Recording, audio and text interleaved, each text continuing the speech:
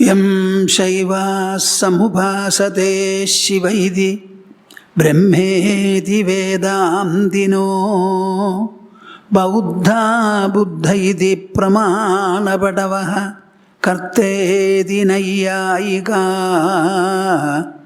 arhan nityatha jaina shasanarataha karmeti mimamsaka soyamvo vidadhatu vanchita phalam trailokyanato harihi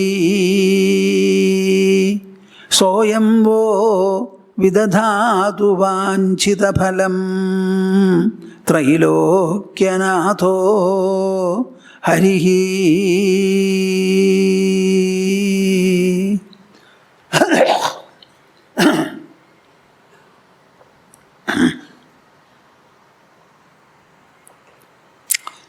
Akhandamandalakaram vyaptam yena characharam tatpadam darshitam yena tasmai shri gurave namaha. Harihi Om, Harihi Om. We shall have the 3-time recitation of Pranava, Omkara, which is very much purifying and ennobling for the person who recites it. Now our collective recitation is meant to generate a kind of a permeating influence which should spread all over the globe. Keeping this in your mind, invoke this kind of an expansiveness within you. Though the sound comes from the mouth, the inspiration and impetus for it, they are deep down from within your personality. And our mind is as pervasive as space itself. So have this feeling that the recitation should permeate the whole universe, generating a global benedictory effect. Keep your eyes closed, interlock the fingers and put them on your lap. Sit comfortably erect without straining yourself and open the heart as well as the mouth. Join me.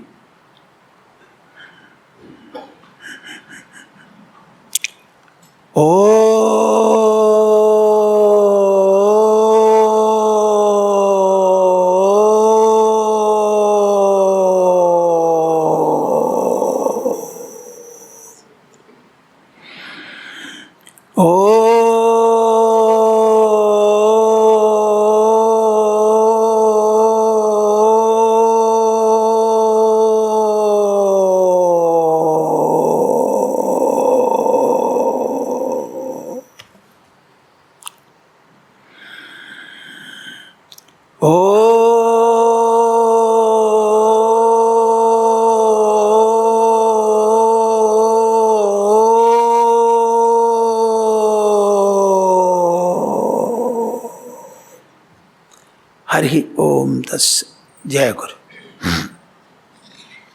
We have to conclude the session today. Our subject is the goal of life based upon Bhagavad Gita. I told you what this Bhagavad Gita itself is. It is part of the written document called Mahabharatam, which was authored and penned 5,155 years ago. It's a written document. But the Bhagavad Gita itself contains the message and the thought process contained in the Vedic Upanishads, which were not originally written, but I only recited, uttered, heard and learnt. We also have Brahma Sutras, which are completely a rational rendering in the form of aphoristic statements, small formulae consisting of a few words. These are the 3 cultural texts that we have, which tell you very clearly about the greatness and glory of Hinduism, of India. It gives you an insight into how our ancient people thought even in those very days. The thought process indicated by them continues to be relevant even today, and the world has not reached, modern science has not reached the findings which they were able to access in those prehistoric times. In Bhagavad Gita, we have an applied presentation of the thought process. That is why Arjuna becomes the focus right in the midst of war, before the commencement of the discharge of arrows. But for this conversation which Bhagavad Gita records, Arjuna would not have been able to get up, wield back his weapons and fight for the 18 days of the war. So it was very indispensable for him. It is not a philosophy that is presented to the man of retirement who had lived his life and he goes to the forest to spend the remaining part of his life. It is not that. It is right in the midst of activity. Even in the midst of activity, when you are able to understand what your human personality itself is and what is its relationship with the world, what exactly is life that you call, this understanding will enable you to act and interact more efficiently, methodically, in a systematic manner, meeting all confrontations and consternations, answering all questions, challenges all will be met. The personality will go more and more enriched day after day. The whole process is achieved by an analysis of life and the human personality. Yesterday I spoke to you about Krishna making the very point of inquiry. Grief itself was made the point of inquiry. An identity for everybody was given. We are not somebody who was born yesterday, who will die day after tomorrow. The birth and death only belong to the body. But our existence is not birth. It is not the biological event of birth or biological duration of existence or biological outcome called death. It is far earlier, infinitely earlier and infinitely later. Understand this to be your identity. That is what you refer to as the I. Inasmuch as the reference is I, you cannot doubt it. Everyone says that it is so. And it is within our body, not a millimeter away from the head, or below the feet, or behind the back, or in front of the chest, right inside the body. After giving him the identity, Krishna started discussing death as a transition, taking away the fear about it, delusion about it. Now he began to discuss life. Life is always an interaction. An interaction should be between two factors. One is the individual himself. Which part of the individual is interacting, if you ask? To begin with, it is the sensory level, the bodily level. And we only have 5 sensory organs to perceive the world, understand the world, decipher the world, recognize and cognize it. Eyes, nose, ears, tongue and skin. These are the 5 and they are static.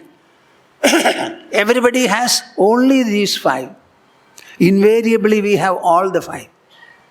It is through these that we interact and we have some organs of action called hands, feet, mouth, etc.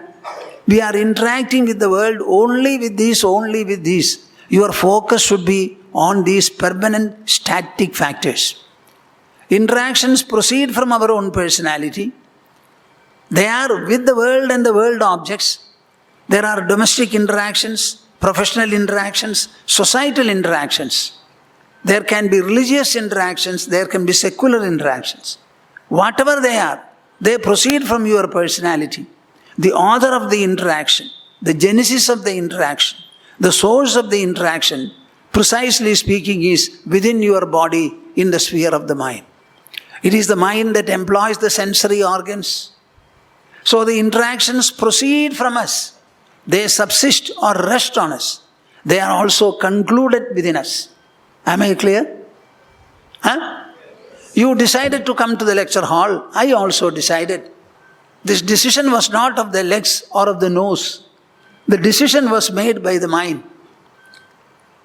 And the mind knew very clearly where the lecture hall was, Kalamandapam was. And we took our transport and came over here. So the decision was implemented by the body, that's all. Even in the implementational level, the mind has to employ the body and the organs. Then after coming here, the lecture is over, we go. And what survives there? Not the physical action, but only its experience, memory and knowledge. Only the experience, memory and knowledge, nothing else. So in the interactional level, the body plays a very, very transitory and short-living role. The real interaction is authored by the mind, sustained by the mind, retained by the mind, in the form of experience, knowledge and memory. So you understand how sovereign, how complete, how comprehensive is the role of the mind. We will analyze life from the mind level. Matra sparshastu kaunteya shitoshna sukha duhkadaha agamapayinaha anityaha tan tidikshasva bharata. It is not a solution given to the war front alone, to the fighting process alone. It is a solution being offered to the entire challenges of life, processes of life, interactions of life, interactional consequences of life. It is a complete presentation. He says, life is a contact, constant contact between the senses on the body and the objects all around. The objects are variable, but the senses do not vary. So the saving factor is that no interaction will take place except with your senses. You don't have to control the world and the objects. You only have to focus on your senses. The world objects, you don't go to the objects. The objects do not come to you. There is only a contact between the senses and the objects.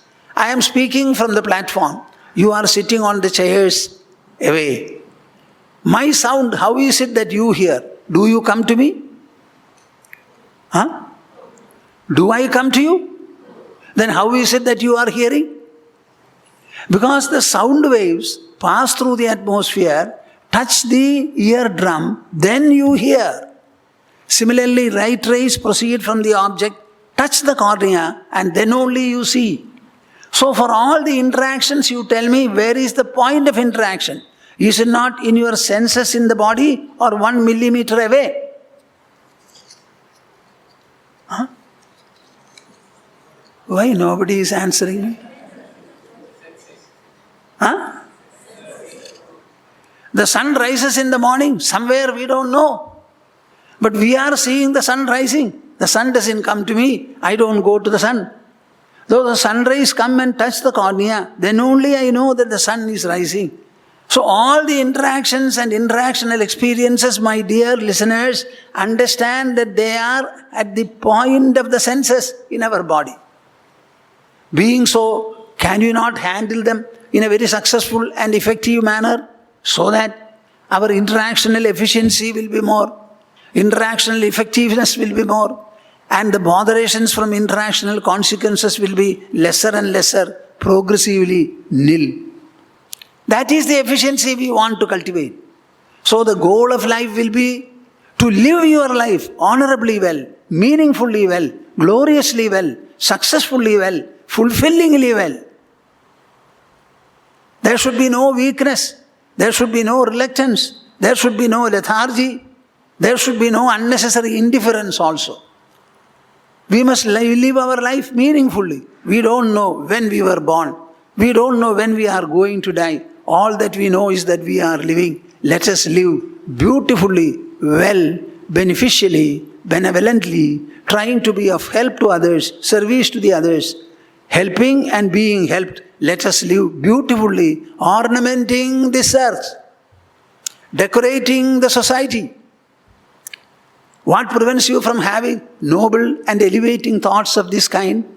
Go into the question of life. Then everything will be all right. Unfortunately, we only eat and drink. We sleep, we marry, we have a little bit of conjugal exercise and indulgence. We have children and we are busy, that's all. We never think about life. We have got something called a skull above the eyebrows. That human intelligence is the most amazing creation of nature. You go with a dog, both of you see the same role and objects. The dog comes back and sleeps. You think about what you saw. There is a difference between the dog and you. Eyes are the same. So let us use our intelligence, understand our life, go into it. So he says, the whole life is a matra sparsha process. Senses and the objects, they come into contact. This is what life is. And whenever there is a contact, there will always be a resultant experience in the level of the mind called Sukha and duhkha. Sukha is happiness, pleasantness. Duhkha is unhappiness, misery. Either happiness or unhappiness is sure to be had whenever you interact with an object. Do you agree or disagree? Huh? Either you like something or you dislike something. 10 people come to meet you, you look at all of them have the same body, panchabhautik, material, biological body. After seeing the 10 people, you say, I like 6 of them, but I don't like 4 of them. Do you know them? No. But why do you like? Nobody knows. This is what happens. And this like and dislike start governing you, deluding you, forcing you, and this is the way it is. So, Shitoshna Sukha Dukkha Daha, like heat and cold, dukkha and sukha are constantly produced by the interactions. Then what do you understand by them? Agamapayinaha. They come and go. They arise and subside. They come and they go. They come to you and they go from you. You are the focus, not the world. When you see your sun, don't think that the sun is your focus. You are seeing the sun. You are identifying him as the sun. So the whole process of seeing the sun, does it depend upon the sun, S-O-N? Or does it depend upon you? Suppose the sun was by your side and you were sleeping, will you see him? So the seeing and the reactions produced by seeing, all of them are within you, caused by your senses. Understand that they are agama points. They are transitory. They come and go. They come and go. It is not that they will not come and they will not go. They are used to, they are meant to be coming and going, coming and going. Don't come when they come and don't go when they go. You remain where you are. Allow them to come, allow them to go. They are by their very nature transitory, coming and going. Therefore, tidikshasva bharata. Arjuna, develop something called forbearance, tolerance. It is not the physical, brutal tolerance that I am referring to. It is that conscious forbearing of whatever is taking place in life, interactions and their consequences. So learn, understand. Whenever senses on our body come into contact with the objects of the world, contacts always taking place in the level of the senses. The reactions, sukha and dukkha, are inevitable. You don't have to create them. You don't have to uncreate them. They will automatically, irresistibly be born in your mind. They will emerge and subside. They will rise and set. Rise and set. Rise and set. Understand they are given to rising and setting. And mind is the substratum, mind is the arena in which this takes place. Understand that it is transitory, they will come and go. And the knowledge that they are transitory should enable you to forbear them. Don't fight against misery or unhappiness. And don't fight against sukha also. You are not inviting dukkha, but you already have it. In the same manner, without invitation, sukha also will come. Also will come. So you should develop an attitude of forbearance and tolerance. Tan tidikshasva bharata. What is the goal of life? To understand that this is what you have to achieve and making sure that every day of your life you are getting greater and greater inner mental forbearance. Whatever experiences, whatever reactions and responses the mind produces, whatever experiences flow on to your mind, learn. It is a mind experience, born in the mind, produced by the mind, prevailing in the mind. Are you with me? Suniye na thoda. Every experience is born of the mind, created by the mind, preserved by the mind. remembered by the mind. It is mind-born, mind-sustaining, mind-dissolving. An experience or a response which the mind produces, cannot the mind tolerate? Huh? Please think and let me know. Your mind produces an experience. Cannot the mind forbear it? Huh?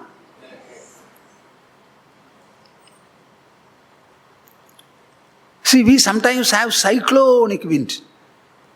Cyclonic wind. 45-50 kilometers speed. Where from the wind arises? From the wind itself. Where does it subside? In the atmosphere itself. Or you control them. After some time it stops. Similarly, we have floods. We have bore and tide, etc. Tsunami in the sea.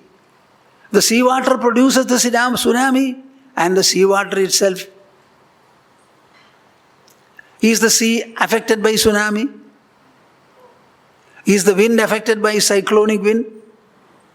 Huh? Is the water affected by floods? Similarly, whatever reactions the mind produces, it will sustain and dissolve. Be patient, be tolerant. After all, the mind has produced a reaction. It is mind's own reaction. The mother is the mind, the father is the mind. So the reaction is only a child. Like the mother looking after the child, the mind will look after the reactions. There is no problem. Understand the resourcefulness of your mind, resourcefulness of your intelligence. Arjuna, who was crying profusely, after listening to Krishna, suddenly the crying Arjuna stopped crying and he became a cogent and a consistent inquirer before Krishna. See? In the same manner, you will also change your attitude. How to develop this tolerance? Krishna gives the formula. The goal of life is there. Yam hi navyathayandyede purusham purusharashabha samadukha sukham dhiram somratatvaya kalpade. The exercise given is very simple, very natural. It is completely centered within your mind, focused on the mind. If this exercise, this pursuit is taken up, and consistently, wholesomely, with fidelity, with tenacity, with commitment, with perseverance.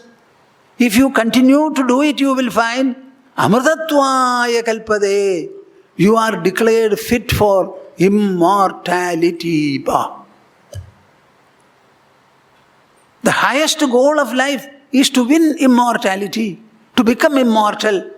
When we are born, we are anointed with a body. It is a mortal crown that we have. We are equally penetrated by the soul. It is an immortal crown.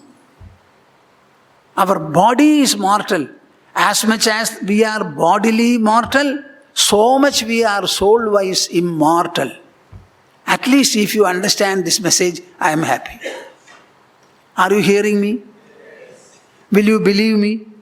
Will you accept me? Bodily you are mortal, but inwardly you are immortal. Our body is dying, right from the first day of birth.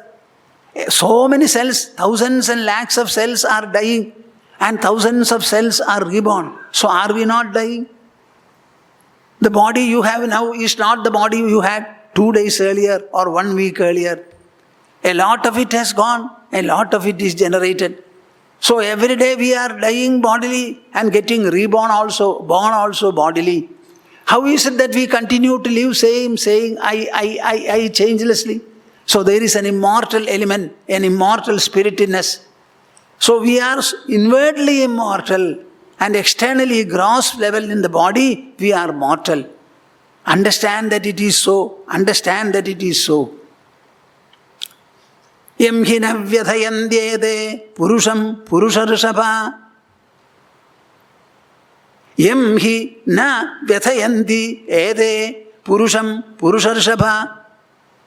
My dear Arjuna, whomever these sukha dukhas, the only resultants of all your interactions in life, the only resultants are, you may see anything, you may hear anything, you may smell anything, you may taste anything, you may touch anything.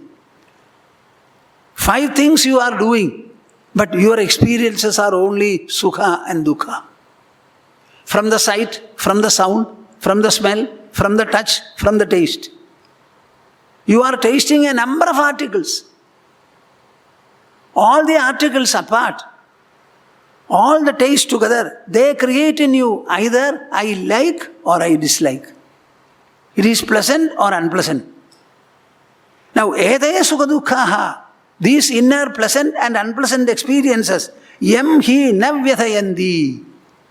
These should not hurt you, torment you, afflict you, disturb you, shake you up, create in you any sense of loss. Ever since your birth, you have been experiencing Sukha and also Dukkha. Nothing more, nothing less. How many times have you experienced Sukha? And how many times have you experienced Dukkha?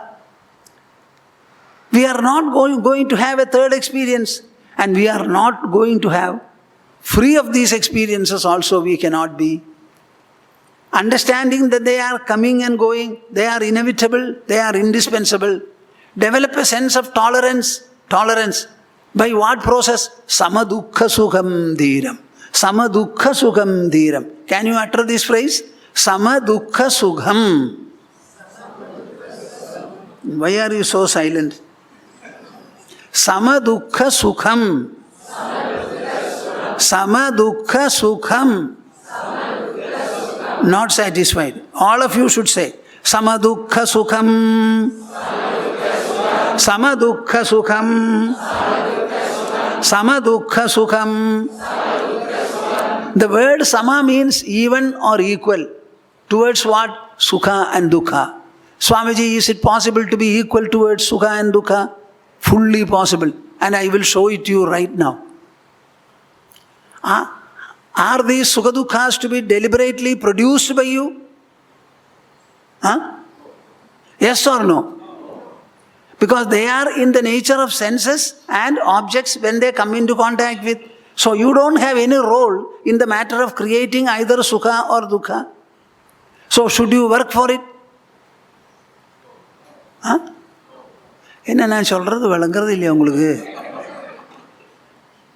Do you have to work for it? It is enough if you have eyes, there will be sights. When there are sights, some will be pleasant and some will be unpleasant. If you have ear, you will hear sounds. And sounds, some will be pleasant, others will be unpleasant. The same applies to smell, taste and touch. So your organs will themselves produce Sukha Dukkhas. So do you have to work for them? So keep quiet. And then what is your problem? Dukkha we don't like, Swamiji, and Sukha we like. Okay, I also agree. Sukha you like and Dukkha you don't like. Now tell me, what is this Sukha and what is this Dukkha? They are always coming and going. Can you define them? There must be some doctors in this assembly. You ask them, is there any definition for pain? No definition for pain at all. It is a mystic combination of several unpleasant sensations. That's all a definition. So is there a definition for Sukha and Dukkha? If you ask me, no. The only definition is, Sukha is opposed to Dukkha. Dukkha is different from Sukha. This is all what you can say. What is pleasant to me may be unpleasant to you. Suppose you are hungry, you eat very good meal, but suppose the stomach is full, I force you to eat more. What will you say? Very unpleasant, I cannot, please go away. So the same thing may not be pleasant to all people, and the same thing may not be pleasant to oneself. So it goes on changing. All that we can say is, Sukha is opposed to Dukkha and Dukkha is opposed to Sukha. Not only that, they will always be alternating. One brings the other and the other brings this. So what brings Dukkha is the preceding Sukha. What? When the preceding Sukha ends or terminates, it gives rise to Dukkha. So what has brought your Dukkha? Sukha. And after Dukkha, when it ends, what will you get? Sukha. So every Dukkha is in between two Sukhas. So is there any problem? Every dukkha is in between two sukhas. So can you not have a little tolerance? My dear dukkha, you have come displacing sukha and you are again going to bring back sukha. Therefore I am happy with you. It is something like having a little hunger before having a full sumptuous meal. So the dukkha is actually bringing you further sukha. So is it dukkha which brings sukha? Is it bad or good? You are very miserly. Dukkha which brings the impending sukha, is it welcome or unwelcome? Then what is your problem? Dukkha alone brings sukha. And dukkha comes after sukha is enjoyed by you. So allow the mind to have a sukha little, then a little dukkha, so that the subsequent sukha will be more delicious. Therefore, thinking in this manner, what should be your attitude? Samadukkha sukham dhiram. Do not have any preference for sukha, or an abhorrence or a dislike for dukkha. Understand that both are mutual, both are complementary. One brings the other brings this. So they will continuously come and go like day and night, day and night, day and night. When you start walking, one leg you move, then again the other leg, like that. It's all like movements of two hands, complementary. In the same manner, they are complementary. Thinking in this manner, you develop an even attitude towards them. See, this is called introspection, thoughtful introspection. This was instilled into the mind of Arjuna, who was already a very heroic fighter, who has fought a number of wars. With so much of experience and special merits gained for Mahabharata war, Arjuna came to the battlefield and he crumbled only because he did not have this mental stability. The stability to forbear sukha and dukkha, that was the only lacking point in Arjuna. You may be educated, I agree. Employed, I agree. Professional you are, agree. Anything that you are. Like Arjuna, you will crumble. I hope you will not, because you have heard this. Understand that samadukkha sukham dhiram. That man is called the wise man, dhira, the heroic man, the valorous man, the adventurous man, the persevering man. That man who has got this even attitude towards sukha and dukkha. The attitude is only for two things here, sukha and dukkha. Which are they? Inevitable, indispensable, coming and going, right within your mind. You don't have to search and seek them. Everything is all right within you.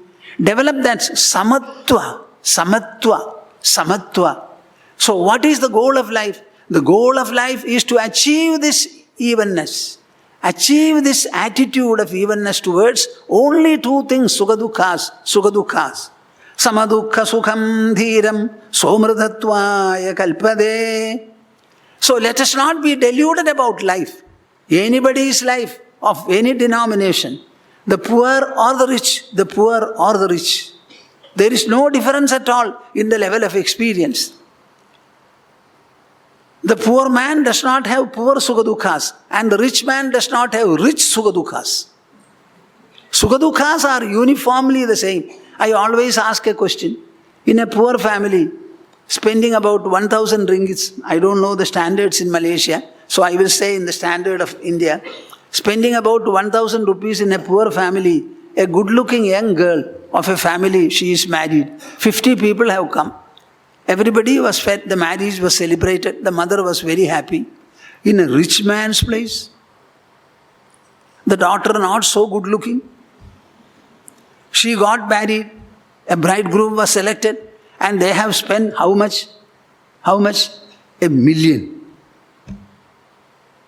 1,500 people have come, and they have arranged food plates, paying very costly. In India, it is something like 1,000, 1,500 per plate, etc. All of them have come. That mother also is somewhat happy. If you measure the cup of happiness of the poor mother and the rich mother, will there be a difference? Huh?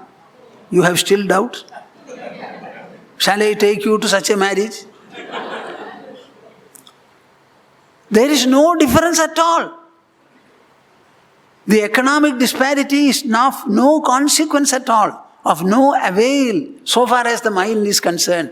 So let us be very clear, very clear. This samatva towards sukha dukkha is a common attitude that all of you can cultivate, no matter where you are, what you do, what is your pedigree. To the engineer it is applicable, to the doctor it is applicable, to the teacher it is applicable, to the housewife it is applicable. Samadukha sukham dhiram. This practice itself is the goal of life. And this takes you to the achievement of that goal. Saha amritatvaya kalpade. Apply this formula to all the domestic activities. In the house you will not have sukha dukkhas? Huh? Will your wife be always talking to you smilingly? Will the husband be courteous always? You will have problems. As the child and the children grow up, they will start addressing you differently. Krishna summarizes the instruction, the first part of the instruction, with one formula. You should understand. What is that formula? Sukha dukkhe same krutva labha labhau jaya jayau tato yuddhaya yujyasva naivam papamavapsyasi. Sukha dukkhe same krutva labha labhau jaya jayau. Krishna wants that samatva, that evenness and equalness towards sukha dukkha's to be practiced. In as much as sukha dukkha's will be constantly generated by the mind, the practice also becomes consistent in you. Is my language clear? Huh? Some of you answer me, please. See, the sukha dukkhas are irresistibly generated by the mind, caused by the mind. So naturally the practice also will be there. Sukha dukkhe same krutva. And what are the other things? Labha labhau jaya jayau. Labha means profit gain. Alabha means loss. Defeat, victory. Now jaya jayau, that means victory and defeat. So he is using three sets here. He started with only one set, sukha dukkhas. Now he says, sukha dukkha is one set, labha and alabha, gain and loss another set, jaya and ajaya, victory and defeat another set. Whether it is labha and alabha or victory and defeat, these are only external events, external outcomes, gross. But the resultant experience in the mind level will only be sukha dukkhas. So your even attitude should be towards the mind and mind's responses and reactions in the form of sukha dukkhas. That is the one formula. All experiences in this world, all objects in this world, all situations, events, outcome, episodes, all put together, when they come to the mind level, it is only sukha dukkhas.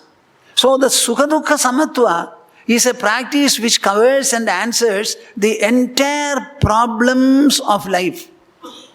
Do you agree or not? Huh? I don't think all of you are agreeing. Because you as an individual, you are interacting with this world. You may be a trader, you may make profit. You may be a teacher, you may be successful. You may be a student, you have done well in your examination. So the external factors may be different. But ultimately when they come to your mind, it is only sukha and dukkha, nothing else. So he says, sukha dukkhe same krutva labha labhau jaya jayau tato yuddhaya yujyasva. Arjuna, you became very afraid of this war and you thought it was sinful. You have to fight your grandfather, loving and blessing grandfather. You have to fight your teacher from whom you learned archery. You have to use the same skill against your teacher. It is very, very, very, very difficult. The mind will not allow, the buddhi will not allow. I agree. In spite of it, here is a formula, Arjuna, by applying which if you fit, naivam papamavapsyasi, you will never incur sin at all. It is called Samadukkha Sukha Buddhi, Samatva Buddhi. But that Buddhi is so great and so powerful that you will not be contracting any kind of a sin at any time at all. I don't know whether you understand the point. See, we are discussing war and the war consequences. To fight it was a very notorious bloody war. For 18 days, 4.5 million warriors had to be butchered there in the battlefield. Before that, Arjuna shuddered. And the shuddering Arjuna had to be consoled. His intelligence had to be clarified. He had to be given consolation, assurance, hope, comfort, stability, poise, harmony. All these had to be given to him. And Sri Krishna administers these. Tato yuddhaya yujyasva. That is why I said, in this advice, the entire life is covered. This is the only goal everyone has. I must be able to contain my sukha dukkha's. I should not be deluded by sukha, or I should not be pained or afflicted by dukkha.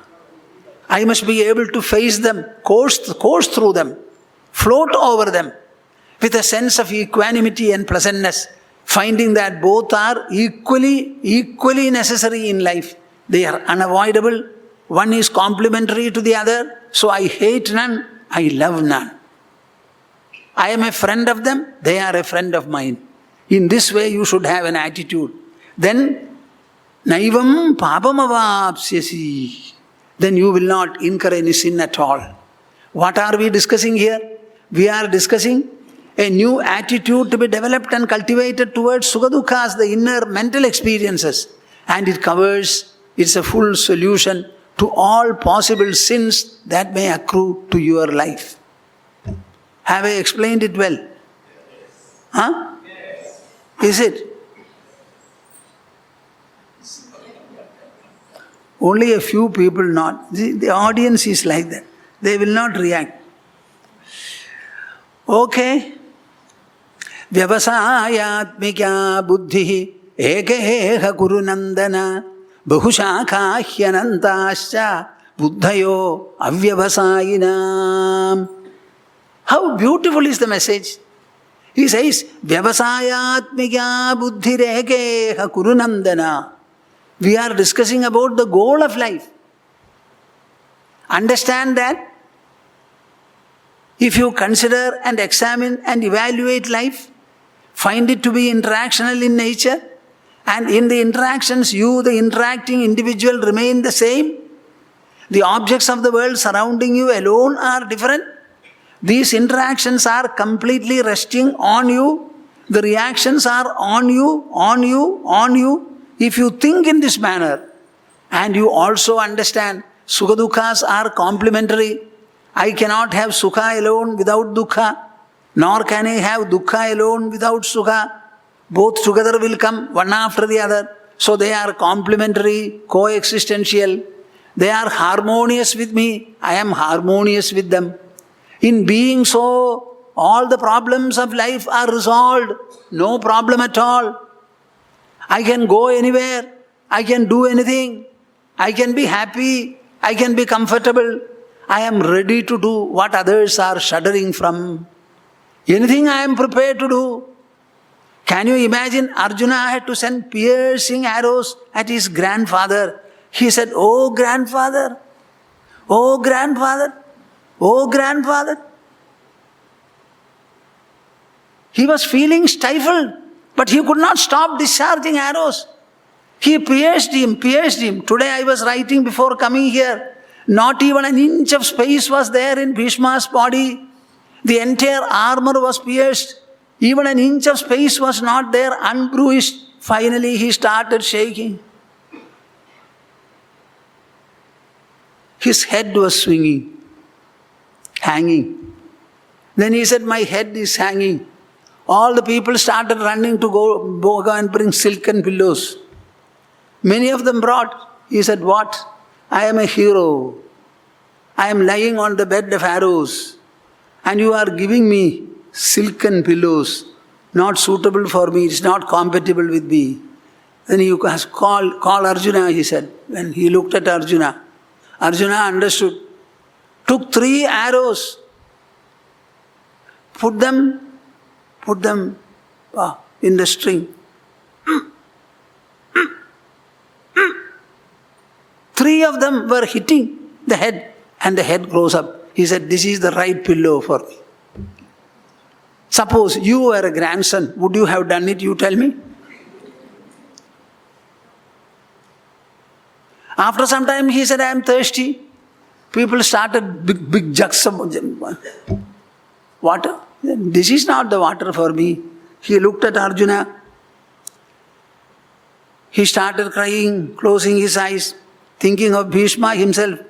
He discharged 2-3 arrows. They pierced the earth and water started coming in spring right into the mouth of Bhishma. He drank. This is what should be done, he said. Arjuna was able to do it only because of this. But for this, he would not have been able to do this kind of a tragic performance. Mind you, Bhishma was his grandfather and he was always embracing and blessing him. There was no enmity, but they had to fight.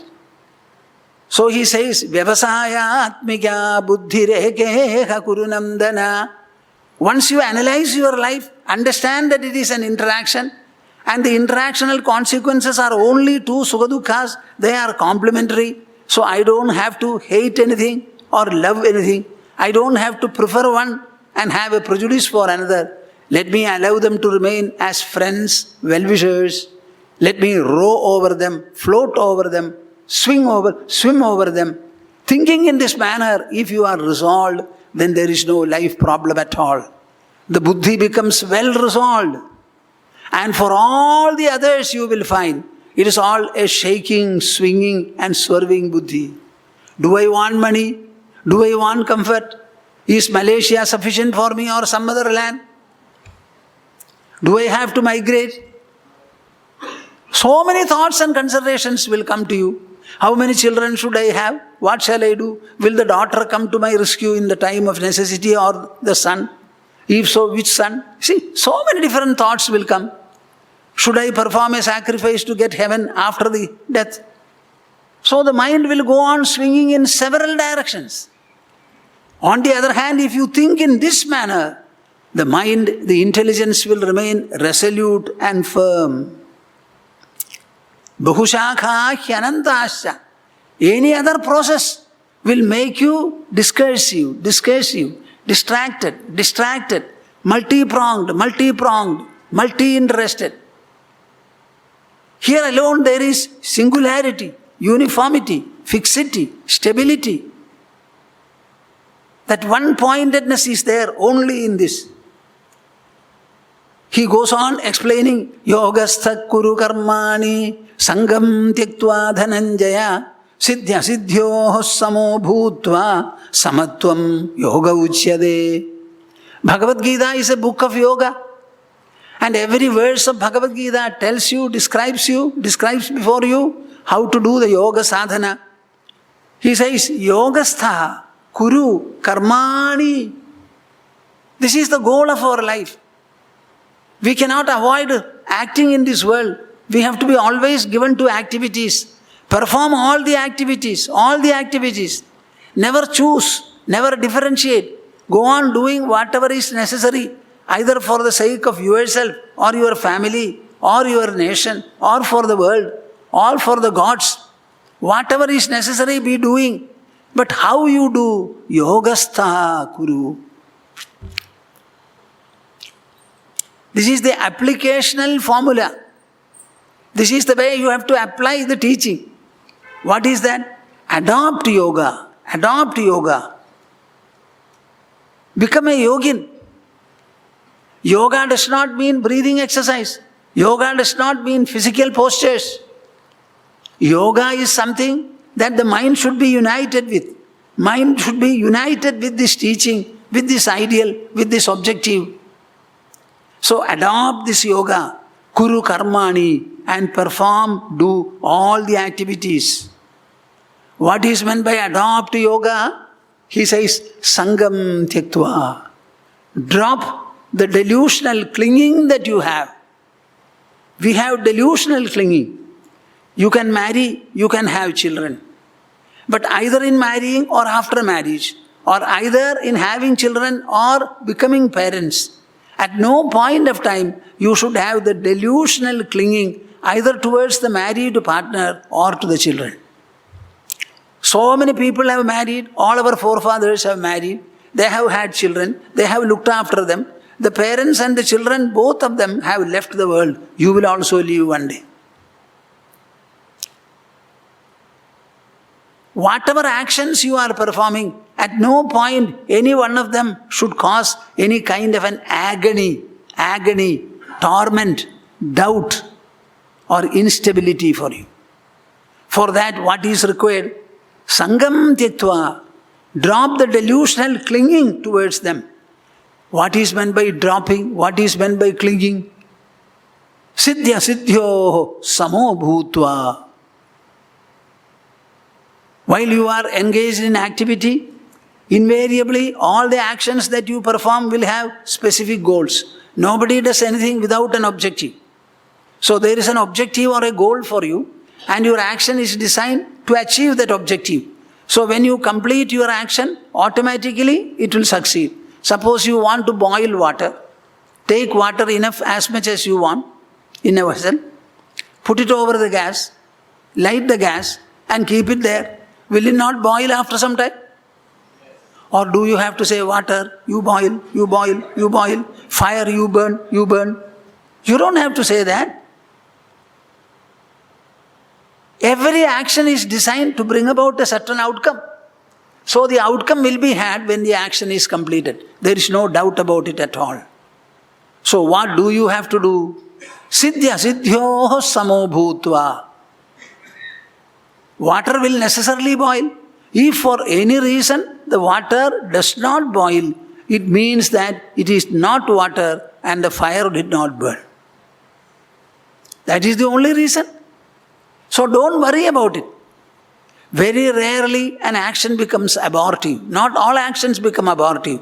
If they all become abortive, how can we live in this world? So for one action to become ineffective, why should you worry constantly for 99? Am I clear?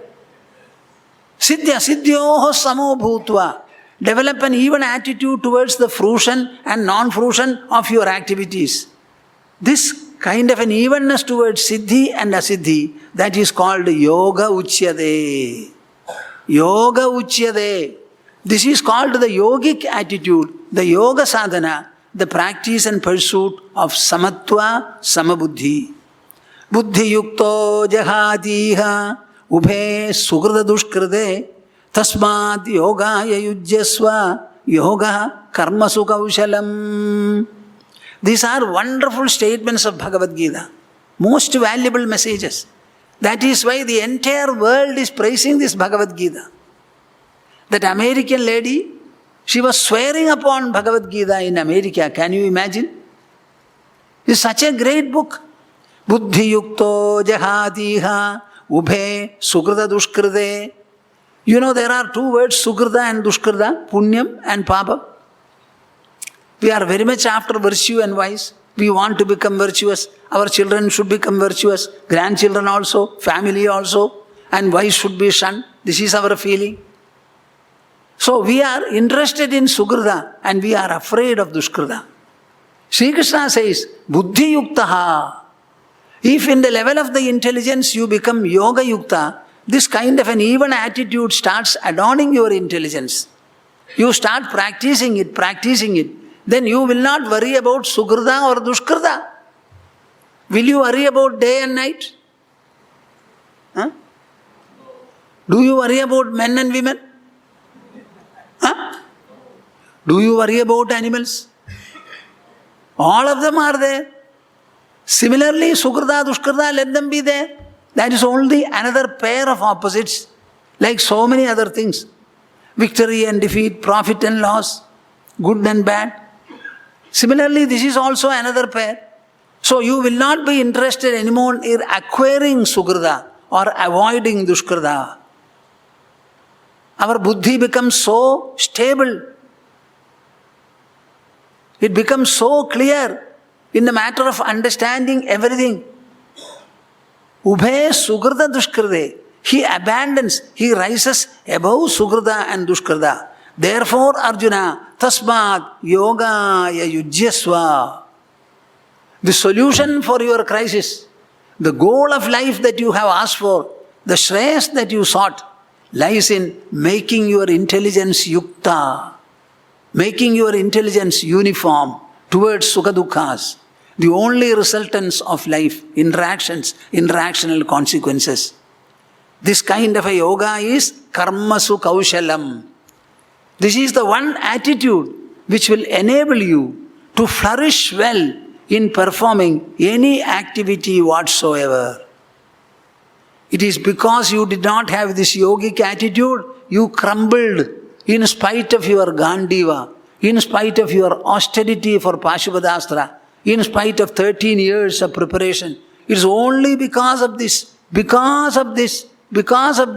that you suffered. The solution lies in your intelligence, Arjuna. The solution lies in your intelligence, in your buddhi. Let that buddhi be given to an evenness towards sukha dukkha's. Adorn it with even attitude, equal feeling.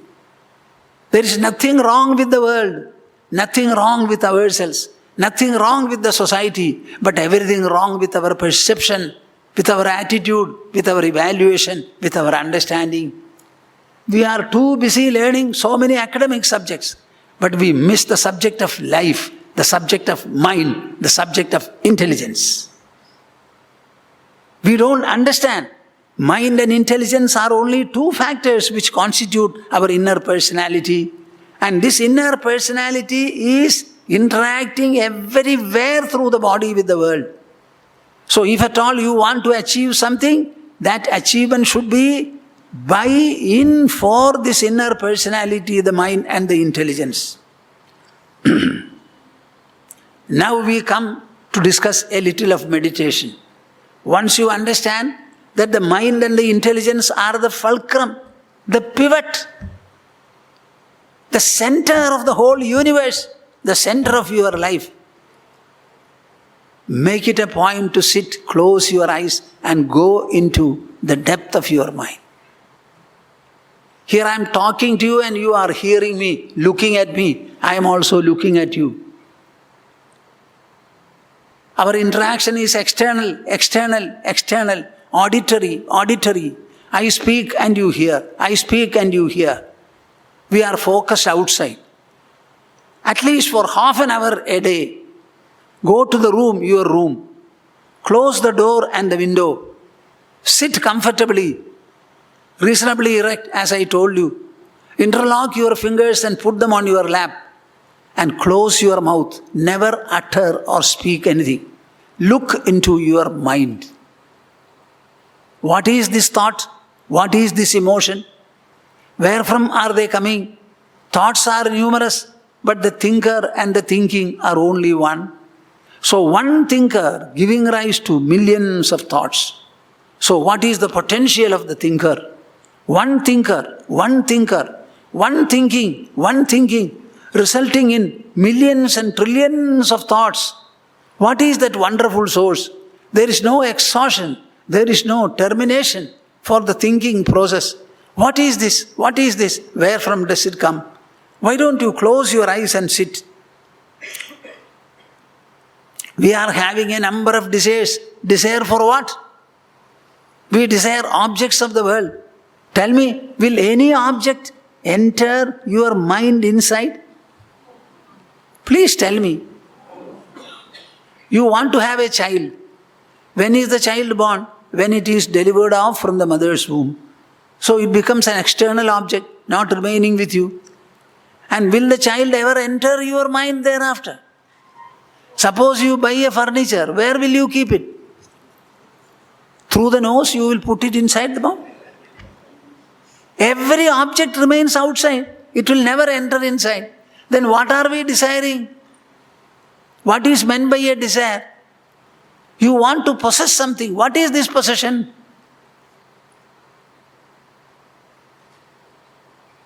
So when you start understanding that desire, what is this desiring process? I want to have something. When you have something, what happens to the desire? It becomes extinct. So in the language of the mind, in the place of the mind, what is meant by fulfillment of a desire? You are not with me? I desire to have something. And I got that object. Then what happens? My desire? So in the language of the mind, what is meant by fulfillment of a desire? Absence of the desire. Why don't you have no desire at all? Then it is all fulfillment. Can you question what I say? Huh? So is it better to have multiple desires and run after them? Or is it better to sit in a place and do away with my desiring process? Which is better, you tell me? Answer me. This is a knowledge analysis. I am talking to you using my intelligence. You are listening to me through the intelligence. Let us use the tool of intelligence and analyze this question. I desire so many things. When I have all of these things, what happens? The desiring mind stops desiring. That is my gain. So let me tell my mind, my dear mind, do not desire at all. When every object of desire is fulfilled, the desire becomes absent. So you are going to a state of no desire. So practice no desire right from the beginning. This is called meditation. In meditation, you don't try to indulge in desires. Prajahati yada kaman sarvan partha manogatan atmanyeva atmana thushtaha sthita prajnastadochyade. The goal of life is to become a sthita prajna. What is meant by sthita prajna? One who has a stable intelligence, a stable mind, stable consciousness. The man of stable consciousness is the ideal for us. Throughout our life, we are increasing our instability. We are becoming more and more unstable. As an unmarried person, you were happier. When you got married, worry started. When you had children, it was multiplied. When they got married, multiplied. This is what is happening. So what should we do?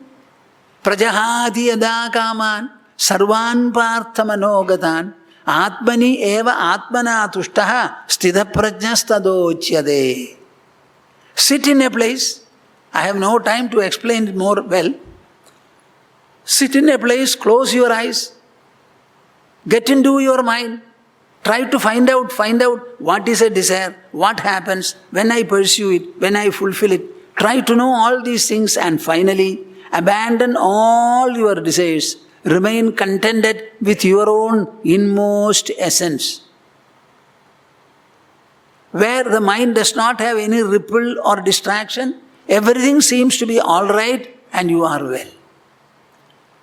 This contentment that comes from your own self, that is the goal of life.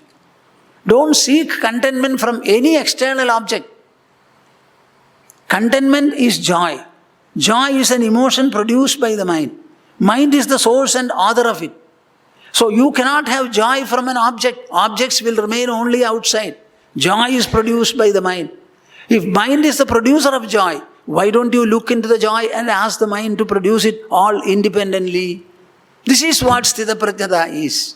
Sit in a place, deal with your mind, treat the mind, take up meditation, go into the very source of desire, source of thought process, and be in a state of contentment within yourself.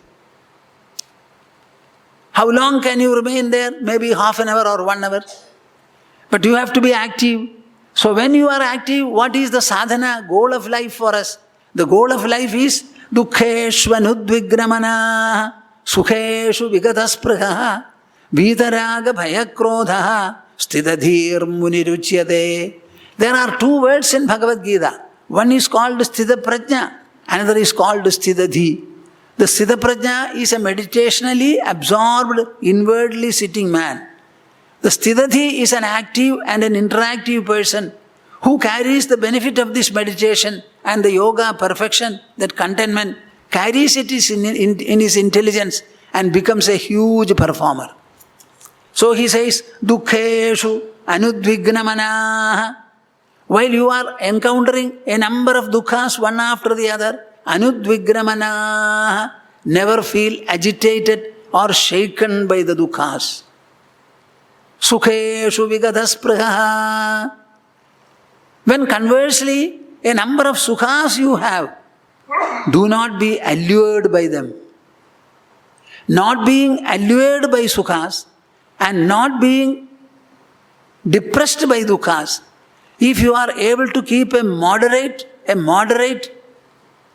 a stable disposition, that stable disposition is what makes you a master of the world. Never become a slave, be always a master. After all, the world cannot enter you at all if you close your senses. Let the most beautiful and alluring object come and stand before me. If I close my eyes, what can the object do? Can it do anything? Huh? So where is the control? In the object or in your eyes? As long as your eyes have eyelids and you can close your eyes, why should you worry about any sight at all? So our senses are superior to the objects. Mind is superior to the senses. Intelligence is superior to the mind. And the soul is the most superior. So you have everything in you greater than the world. And why should you behave like a poor slave? Be a master. Vidaraga bhayakrodha stidadhir muniruchyade. Drop your desire, drop your hatred, drop or sublimate your fear. When the mind becomes sublimated with regard to love, hatred and fear, you reach your best personality. The promotion is inward, it is very personal, it is mental. When you are interacting thus in this world, what will be the position? There will be an expansion of your personality. Generally, we have something like a WELL, a well type of mind. A little water very deep inside, grow from that well dimension. Become at least a tank. Become a lake. Better become a sea. Are you following me? Mudiyuma mudiyada? Huh? Mudiyada illaya? Then is it possible for men and beasts? For birds? Apuryamana pradishtam samudramabhav pravishanti yadvad tadvat kamayam pravishanti sarve sashanti mapnoti na kamakami. Apuryamanam achala pradishtam. Look at the sea. How many rivers are flowing, gushing in? All the rivers are coming, flowing in. When you look at a huge river, you will find the sea will be overflowing. Does it ever happen? So many rivers are flowing in. The ocean never say, no, don't come to me, I cannot contain you. Dirty river, dirty water, slushy water, all will be there. And the sea receives all of them and imbues a little salinity to the incoming rivers. The water becomes very heavy and all the slush and the dirt, they go down and everything becomes saline, beautiful water with no smell. The river may smell, but the ocean will not smell. That salinity is imparted to it. In the same manner, all interactions are proceeding from you. They are sustained by you. They come to you. There is nothing alien at all. These rivers have originated from the sea in the form of vapor, clouds. They went to the mountain top. They came down as snow or water, rain, and they are collected, then start flowing. So there is nothing separate at all. They are all children, so to say, of the mother sea. In the same manner, all your interactions are from you. on you, by you, in you. Interactional responses are also from within you. The mind has to dissolve no external object, only reactions and responses to them. I don't know whether I make myself clear. Huh? See, I am speaking something very correct. Absolutely true. See, every interaction is proceeding from us. Reactions are in our mind. So the mind has to assimilate not an object, but only mind's own reactions. Mind is the source. Sea is the source of all rivers. That is why it is not overflowing. All the rivers are born of the sea. There is no alien product there. Similarly, throughout your life, whether you marry, whether you become a parent, whether you become rich or whether you become poor, all are from you, in you, by you. So anything that takes place in life, I can assimilate the reaction. I can assimilate the outcome. I don't have to assimilate an object outside. I only have to assimilate my own mental responses and reactions. And do I not have a resourceful mind which can assimilate everything? Our body assimilates different types of food, converts into blood in the matter of 3 or 4 hours. In the same manner, my mind can assimilate any kind of an input from this world, any kind of an impact from this world. That is what Bhishma demonstrates. Lying on the bed of arrows, waiting for Uttarayana. I will not die now, only when Uttarayana comes I will die. Waiting there on the bed of arrows, giving a prolonged instruction to Yudhishthira when he came at the end of the war, unable to contain his mind and agitation, he went on advising. Just imagine, what is the power and grace of the mind? My dear souls, all of you are extremely blessed in that you are a human being and you have a resourceful mind which resembles the sea, which resembles the sky, the space. To develop, cultivate, grow and incorporate inner enrichment, inner expansion, inner stability, inner power of assimilation. There is no limit. Sky is the limit. Sky is the limit. Space is the limit. Understand it. We are not poor. We are not weak. We are not unstable. We are stabler than the mountains. We are vaster than the sea. We are loftier than the space, than the sky. These are not material dimensions of the body, biological body. These are spiritual dimensions of the mind, intelligence and ego. Abhuryamanam, achalapradishtam, samudram abhav pravishanti yadvad, tadvat kama yam pravishanti sarve, sashanti mapnoti na kama kami. Let all kinds of impact from different channels, 5 channels of the senses, enter into my mind. I have authored them, originated them, triggered them. I will assimilate them. I have the power, the potential, the possibility, the majesty, the magnificence, the profundity I have. Thinking in this manner, please be conscious of your own inner personality. A great treasure that you have. We are not mortal, our body is mortal. We are immortal, immortal, immortal. We are a spiritual radiance within the body. We are not the material, biological aggregate called the body that is animated and activated by an inner spiritual presence. And that presence you comprehend, you think of it, sit in meditation, think about it, develop to the dimension of the sea, where everything becomes like the inflow of the rivers, all interactions, and you will be able to remain stable, flourishing with the salinity, vastness and depth that you have, like that of an ocean. I mentally embrace all of you and bless you so that this kind of an introspection will become a constant friend and a pursuit of yours. When I enter into this kind of a discussion and I am in a good mood, I have health, I can talk. I can talk for half an hour, 1 hour, etc.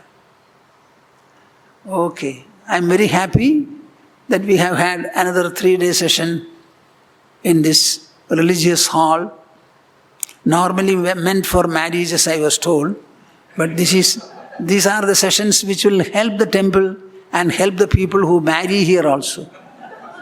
They will have good children, they will have longevity, they will be triggering good lineages to the society, everything will be good. So I am very happy, and if everything goes on well, we shall meet again. The earth will go on revolving, one more revolution will be over, another August will come, and in all probability we may also be here and you too. As I told you, I am very happy. I mentally embrace all of you and bless you.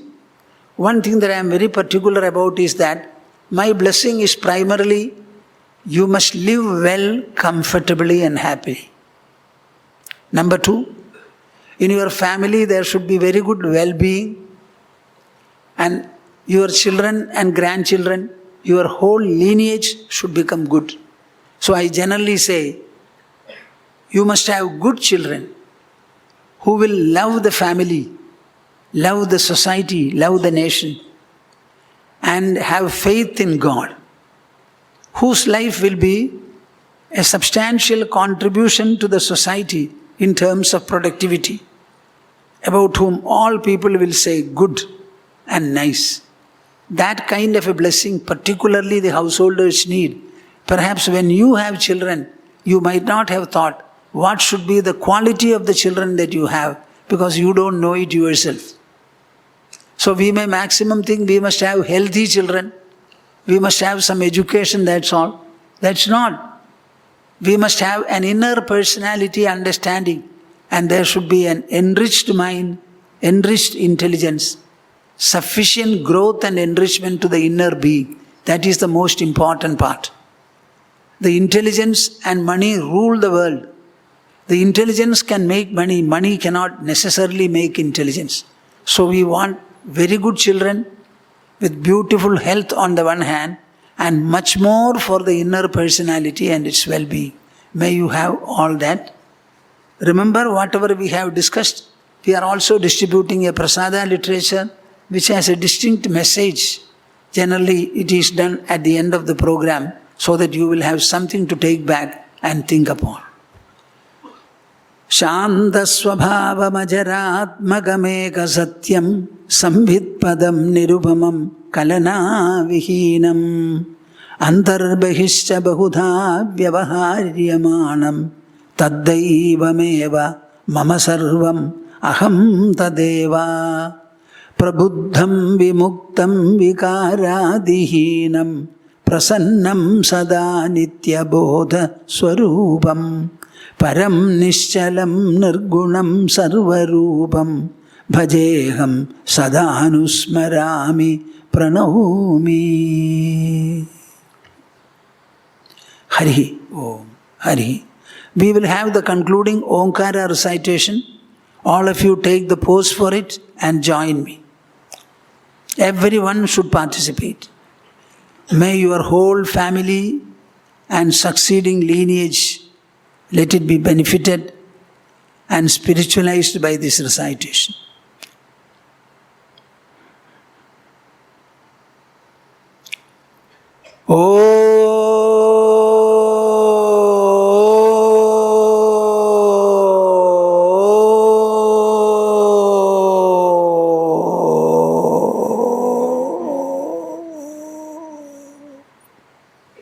Hari Om Tas. Jai Guru.